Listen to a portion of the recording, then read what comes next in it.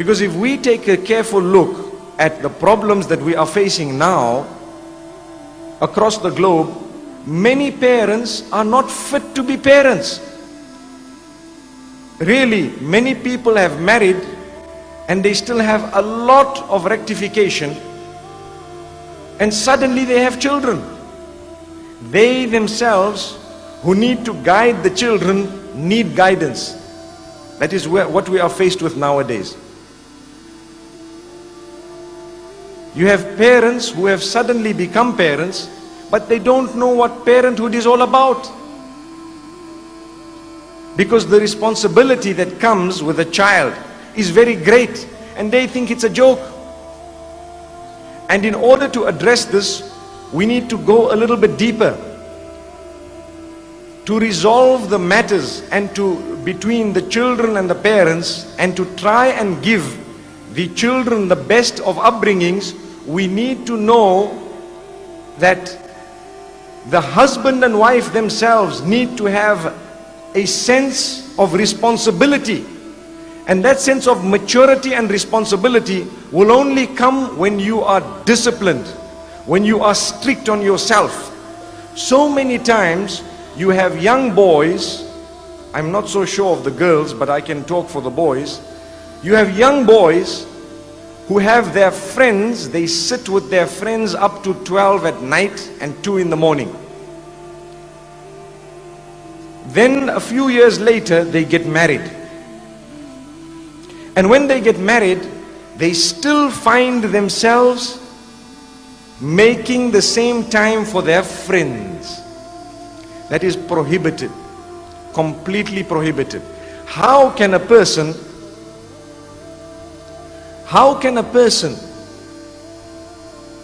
who has now taken somebody's daughter still give preference to his friends over his own wife? And this is a sickness that many people are guilty of. The time that you spend with your spouse is an act of worship in Islam. The time that you spend with your family members is an act of worship in Islam. So many people give preference to their businesses over their family members. Many people just sit and give preference to a newspaper over their family members. It's a fact. The man comes home from work, he is tired, he does not speak to anyone, he sits down, he wants to eat his food, he has a temper, and next thing he is busy reading the paper, or he literally plants himself in front of the television and he is watching television until late hours, then he switches it off and goes to sleep. He hasn't spoken to his wife, he hasn't spoken to his children. If any one of us here are guilty of that, today is the day you are being told directly that that is a major sin. Major sin. How can you give preference to a television over real people? Real people. Another problem is also the internet. Many people give preference to the internet and spend hours every day until 2 and 3 in the morning laughing and joking with a screen. If you want them to laugh, really, you've got to put a screen in front of them. They will see what is known as emoticons. You know what is an emoticon? Those small little faces that you have on the screen. Small cartoon style faces. They look at someone who sent them an emoticon and they laugh. But if you talk to them, they will look at you and say, hey, I'm busy. And I want to give you an example of a very good friend of mine, one of my best friends. Very, very highly educated. And he was so intelligent, he had 13 A's at O level and 4 A's at A level. He was given a scholarship at the University of Oxford. Some years later, I met him. I told him, tell me, what has Allah done with you? Meaning, what has happened in your life? He tells me, brother, I gave up the internet. I said, that doesn't make sense. I asked him about himself and he's just telling me I gave up the internet. So I said, what do you mean? He said, that is the biggest single achievement of my life. And I was confused. This was a few years back, when the internet was still something new. Now he told me he became a doctor. He actually became a psychiatrist later. He specialized. He told me, you know what happened to me? I was married and I was addicted to the internet. And I was sitting with the internet every day, every single day for 6 to 7 hours. And I became a person whose social life was the net. All my friends were on the internet. All the people I spoke to were on the internet. I ate, and mostly I even asked for the plate of food to come in front of the screen. So I would eat whilst I'm busy typing, whilst I'm busy looking, and so on. And he says, I lost my wife, in the sense that she left him. She deserted him after some time. Why? Because if you are not going to give due attention to your wife, who do you want her to get that from? That's a question. Many people are guilty of not spending lighter moments even with their own wives. Where do they want that wife to go and get that from?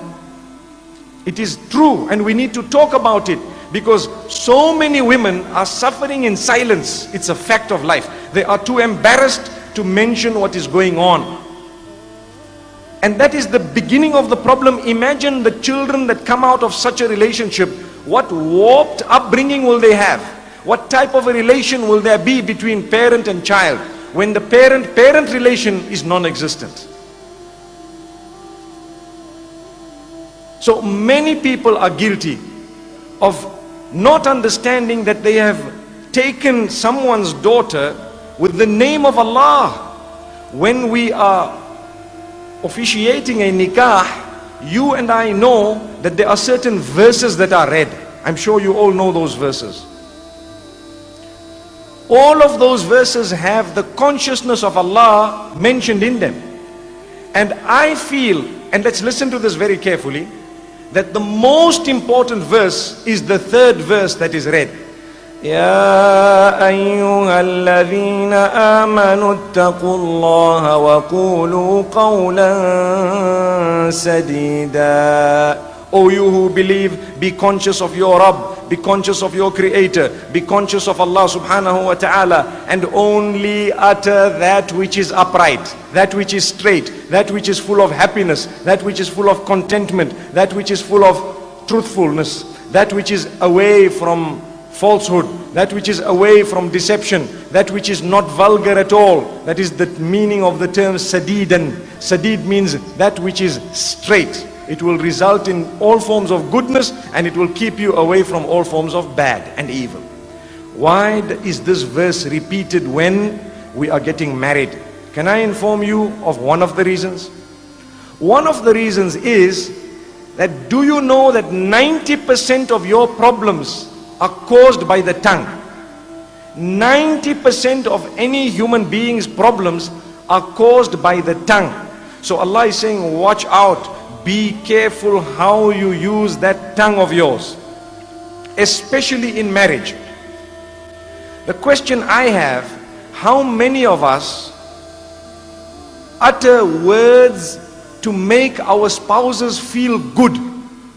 How many of us utter words to put a smile on the faces of our spouses on a daily basis? I think a lot of us are guilty of never doing that, or doing it very little.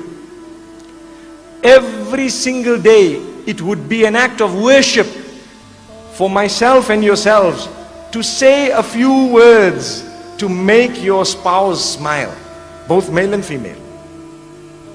An act of worship. If we don't do that, we will have a hollow society. Outwardly, everything seems to be okay. Inside, nothing is okay. And people are suffering in silence.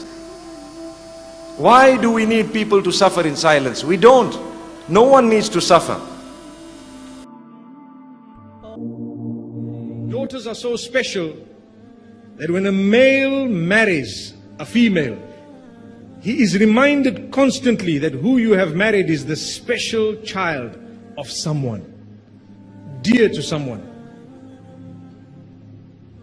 So we tell the husbands that when you look at your wife, don't just look at her as your wife. That's not the only title she has. She had a title before that which was more dear and more valuable. What was it? she is the daughter of so-and-so. She also has her own family that loves her and respects her. So do not disrespect her. Do not abuse her. Like they say, don't make her cry. You know, when my wife cries, I always tell her I'm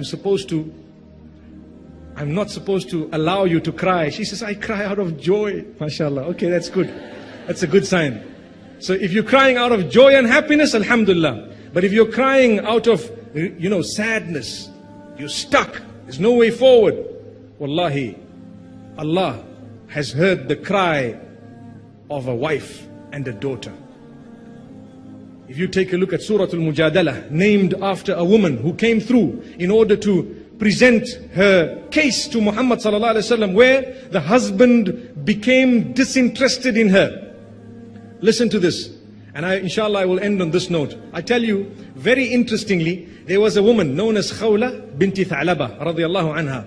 So what happened to her is, she was married, and mashallah, a pretty beautiful woman, next thing expecting, she has a child, and when you have a child, what happens? Subhanallah, people forget that you've now born children, you've graduated into a new level of, motherhood now, and so on. You will not be the same girl you used to be 20 years back. Things have to change. Perhaps you may change in so many ways. You become wiser, and perhaps you may even become a little bit heavier. May Allah subhanahu wa ta'ala grant us ease. She complained because her husband started losing interest or showed disinterest. He was not interested. And he started saying, whenever she was trying to get his attention, he would say, you're just like my mother, man. It's okay. You're just like a mother to you, just like my sister, and so on. She went to Muhammad sallallahu alaihi wasallam crying, weeping, complaining, what do I do? This man is saying this to me. He refuses to touch me, and at the same time, he is the one who impregnated me. He gave me the children. He is the one who did this. When I married him, I was in tip-top shape, and so on. My mothers and sisters, I just want to pause for a moment to tell you that does not mean that when you have given birth, you should just lose yourself. No. Go back. You will be able to retain a lot if you work on it. May Allah subhanahu wa ta'ala help us. Whether they are sit-ups, leg-ups, whatever you want to call them, they work. Trust me, they actually work. Dedicatedly. So don't use a hadith in order for you to throw yourself, to the side. No. Work on it. You will feel good by the will of Allah. Like I said, do it for the right reasons. Going back to this narration. So, as she's complaining, do you know what happened? The Prophet ﷺ, obviously it's a difficult situation. What do you say? You need to convince the man. Verses were revealed. قَدْ سَمِعَ اللَّهُ قَوْلَ الَّتِي تُجَادِلُكَ فِي زَوْجِهَا وَتَشْتَكِي إِلَى اللَّهِ.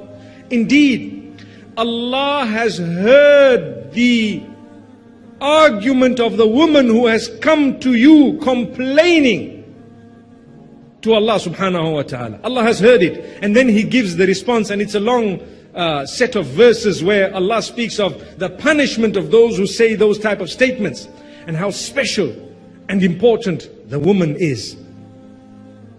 You don't just say these words.